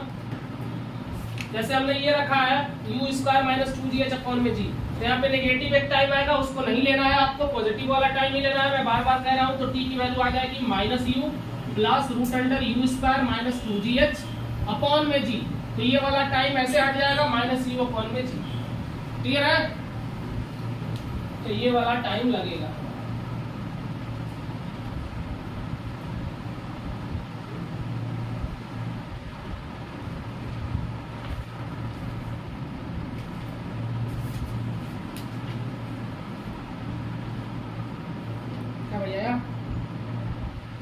चलो अब जस्ट ड्रॉप का केस देख लो। अच्छा एक और केस है, वो भी देख लो पहले। ये हाइट समझ गए ना, टोटल हाइट इतना हो जाएगा। एक तो पहले ये वाला हो गया, यहाँ से फेंके तो यूज कर अपन 2g आएगा, क्योंकि मैक्सिमम हाइट इतना जाएगा ऊपर, और पहले से जो हाइट है जहां से हम जाके फेंके उसको भी तो काउंट करना पड़ेगा ग्राउंड तक के लिए, तो उसको जोड़ देना उसमें। क्लियर है? जैसे बोल दिया कि तुम कुछ ऊपर जाके ही कर रहे हो ये काम, है ना? समझ आ गया?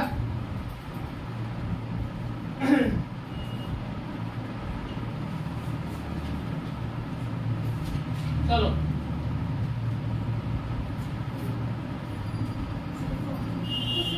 अरे छोड़ो, अब खुद से कर लेना, बस इक्वेशन तो बनाना है, बाकी सब तुमको मैंने सिखा दिया। किधर पॉजिटिव लेना है किधर निगेटिव। एस बराबर UT plus half eighty square लगाना है, एक साइड किधर भी पॉजिटिव मान लेना, बाकी सब नेगेटिव मान लेना, अपने आप बन जाएगा, इतना वही सोचना है। जैसे अगर एच हाइट से मैं कह रहा हूं, ये दिख रहा है, एच हाइट से अगर मैं किसी चीज को डाउन नीचे की तरफ प्रोजेक्ट कर रहा हूं, है ना, अभी भी हम सारी चीजें ऊपर की तरफ पॉजिटिव मान लिए, तो यू निगेटिव आ गया कि नहीं? हाइट भी हम नीचे की तरफ जा रहे हो तो निगेटिव मानोगे, तो लिखोगे माइनस एच बराबर माइनस यू इंटू टी, जी अब नीचे ही लग रहा है, plus half g t square. सब कुछ ऊपर की तरफ माने हो तो इसको भी नेगेटिव मानो ना, नीचे की तरफ तो सब नेगेटिव है ना? क्लियर है? क्या आ जाएगा? सबको इधर ला दो। ये 4 अंक के पेन से क्यों लिख रहा हूँ? अच्छा ये काला वाला, इसको इधर लाओ, half g t square plus u t minus h बराबर 0, टी बराबर क्या आ जाएगा? माइनस बी यानी u minus plus minus root under b square यानी यू स्क्वायर माइनस 2 4ac ना, 4 a की वैल्यू g/2, c की वैल्यू माइनस एच अपॉन में 2 इंटू g/2, यहां से t आ गया minus u plus minus u square, देखो minus into minus plus 2gh upon में g, ये आया। फिर से आप नेगेटिव टाइम को रिजेक्ट कर देना, खाली पॉजिटिव वाला लेना। क्लियर है? ये कौन सा केस है? ये केस है जब तुम टुवर्ड ग्राउंड फेंक रहे हो किसी चीज, प्रोजेक्शन टुवर्ड्स ग्राउंड लिख दो, projection towards ground, projection towards ground. नहीं समझ आ रहा है क्या?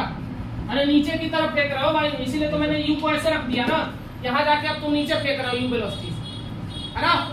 अब एक केस नंबर 2 था इसका दूसरा वाला पार्ट था, पहला वाला देख लिया, इसके पहले वाला ये दूसरा था, तीसरा भी देखना यहीं पे। तीसरा कहता है जस्ट ड्रॉप। अब जस्ट ड्रॉप के केस में क्या होगा? एच हाइट से कोई चीज जाओगे और बस खाली छोड़ दोगे, तो इनिशियल वेलोसिटी 0 रख लेना, जस्ट ड्रॉप के केस में बताया था, है ना?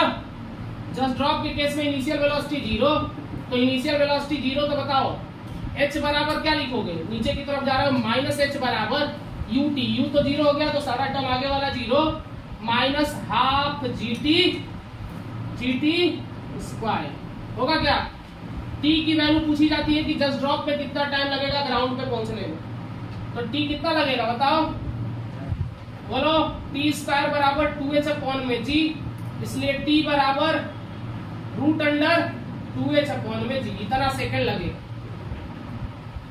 याद रखो, इतना सेकंड लगेगा तुमको ग्राउंड तक पहुंचने में। क्लियर है? जस्ट ड्रॉप का केस है ये।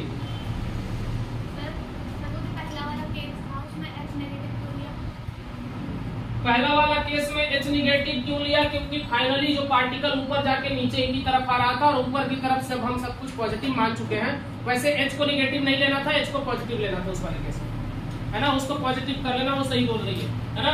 इसके पहले वाले केस में जैसे पार्टिकल को हम पहले तो ऊपर फेंक रहे थे ना, ऊपर की तरफ सब पॉजिटिव माने थे, तो एच को पॉजिटिव रख लेना, इसलिए वहां पे ज्यादा कुछ बदलाव नहीं आएगा। देखो ज्यादा कुछ बदलाव नहीं आएगा वहां पे, पहले वाले में जो निगेटिव आया है ना, ये प्लस हो जाएगा बस। क्लियर है? वो गलती से लिखा गया है। हेलो, हाँ गुड मॉर्निंग जी जी।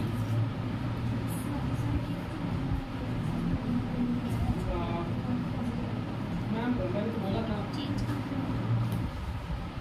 हाँ अच्छा अच्छा,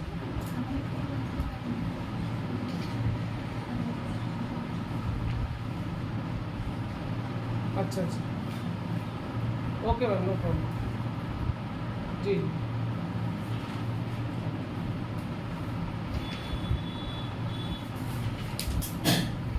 आज गणेश चतुर्थी है क्या जी?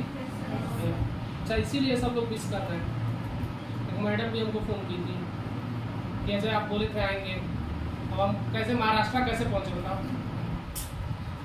महाराष्ट्र में लेकिन ज़्यादा देखने को मिलता है ना। ऐसे तो गणेश चतुर्थी पूरे इंडिया में लोग मनाते हैं, लेकिन महाराष्ट्र में मैं देखता हूँ बड़े बड़े मूर्तियाँ निकलती हैं, है ना। लोग घर में भी रखते हैं, विसर्जन करते हैं। टीचर्स डे कब है? 5 को है। तुम लोग नहीं मना रहे? क्यों? अरे हर दम मनाए, इस बार नहीं मनाओगे? क्योंकि हम हैं इस बार। टीचर्स डे देखो, चाहे कोई भी डे हो, कुछ नहीं होता, बस ये है कि तुम्हारे अंदर की वो चीजें होनी चाहिए, है ना, थोड़ा सा, बस सब कहने सुनने की बात है। बेटा दे, अब इस पे एक प्रॉब्लम देख लो। इस वाले पे एक प्रॉब्लम आता है, बहुत ही इंपॉर्टेंट टाइप का है, लिख लो। क्वेश्चन लिखो, a balloon is ascending, a balloon is ascending, a balloon is ascending. Sunday कब पड़ रहा है जी? Thursday, Friday, Saturday, Sunday. आज वेडनेसडे है। Okay,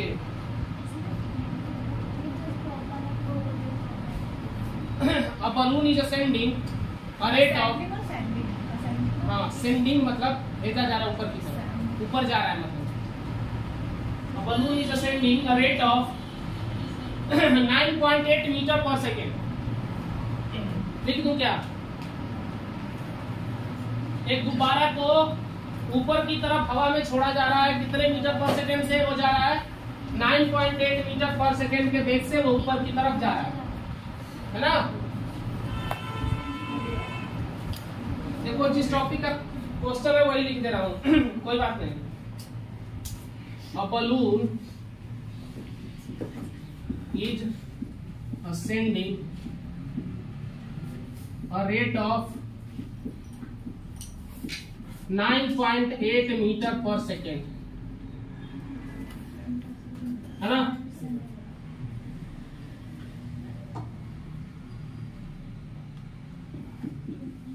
after reached 39.2 meter above the ground,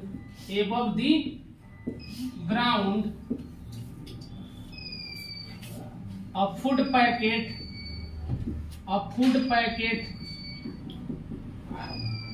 is dropped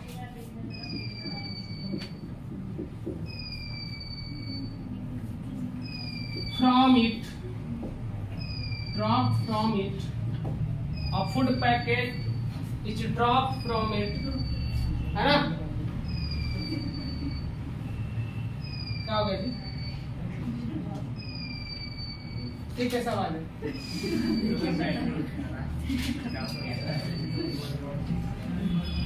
अच्छा, बेचारे की जान निकल रही है ना। Food packet is dropped from it, how much time it take to strike the ground। देखो, एक तो क्वेश्चन ये बन जाता है कि कितना टाइम लेगा वो जमीन से टकराने में। दूसरा पूछा जाता है कि जब वो जमीन पे टकराने वाला था तो उसकी वेलोसिटी कितनी थी। तो पहले टाइम निकाल लो, इसमें यही हो जाएगा। ये कौन सा केस है पहले ये बता दो तुम लोग पढ़ के। एक बलून है, जमीन से 9.8 मीटर पर सेकंड की स्पीड से जा रहा है। जैसे ही वो मान लो आसमान में पहुंचा, हम छत पे खड़े थे, बलून को पकड़ लिए, है ना। उसके पास कोई रास्ता नहीं था, गलियारा बहुत पतला था, मैंने पकड़ लिया उसको। उसके बाद मैंने फूड पैकेट उसमें बांधा और छोड़ दिया। उसके बाद वो नीचे की तरफ जाने लगा। वो जमीन पे जाके कब टकराएगा, कितना टाइम में टकराएगा?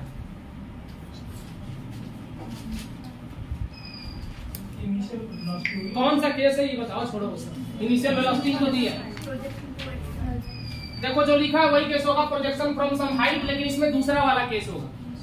दूसरा वाला नहीं केस होगा, पहला वाला केस होगा। जैसे कि प्रोजेक्शन फ्रॉम सम हाइट में जब हम ऊपर की तरफ कोई पार्टिकल हो, क्योंकि बलून पहले ऊपर की तरफ जा रहा है, ऊपर की तरफ उसकी वेलोसिटी पॉजिटिव है, बाद में बांधने के बाद वो नीचे आने लग रहा है।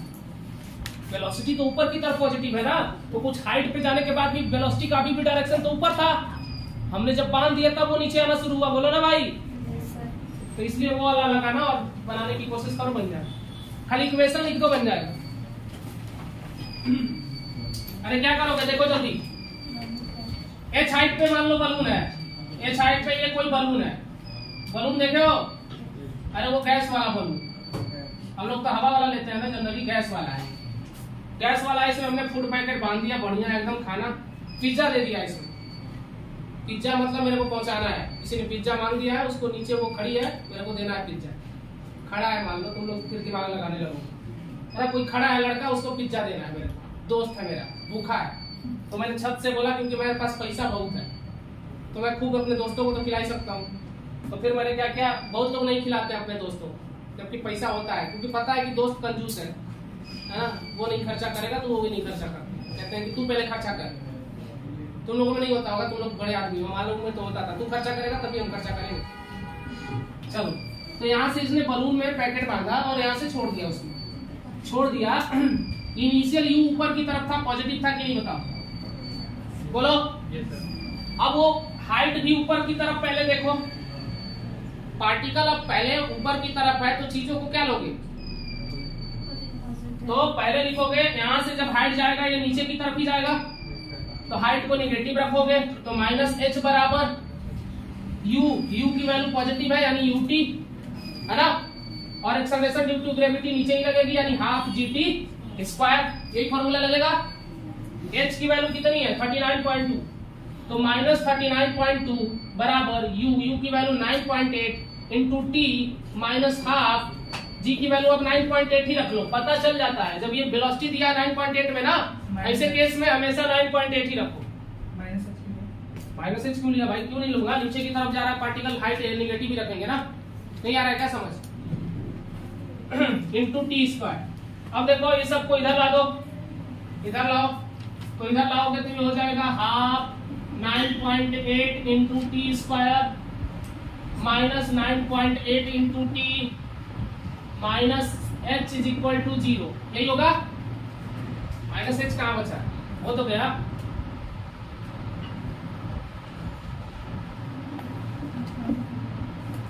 क्लियर है, यही होगा ना, बोलो। हाँ सही है ना, कहीं मिस्टेक नहीं किया ना, प्लस 39 क्यों होगा, इधर आया ना सब, सबको इधर ला दिया।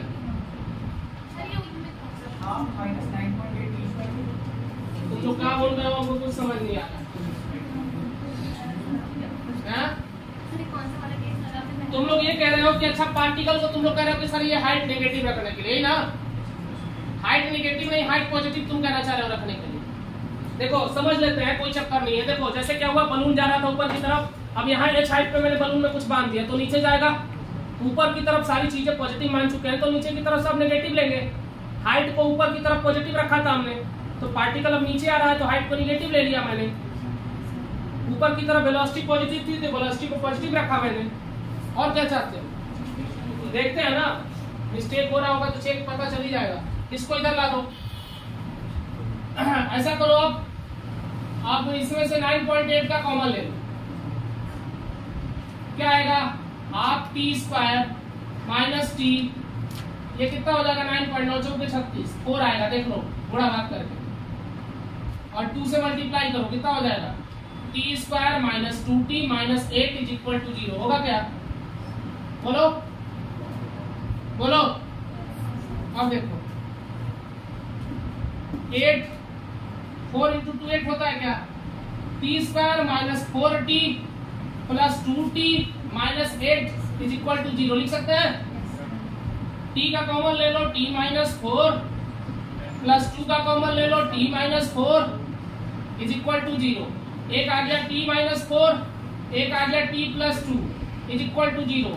दो प्रोडक्ट कभी 0 होते हैं जब वो अलग अलग 0, दो कभी भी दो मल्टीप्लिकेशन का प्रोडक्ट कब 0 होता है जब वो अलग अलग 0, यानी एक बार t माइनस 4 को 0 कर दो और दूसरी बार t + 2 को 0 कर दो, तो यहाँ से t = 4 आ गया। निगेटिव वाला तुमको लेना नहीं है, पहले बना कर रखा है मैंने।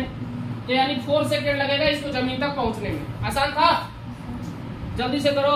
Thank you so much. आज की कथा संपन्न करें।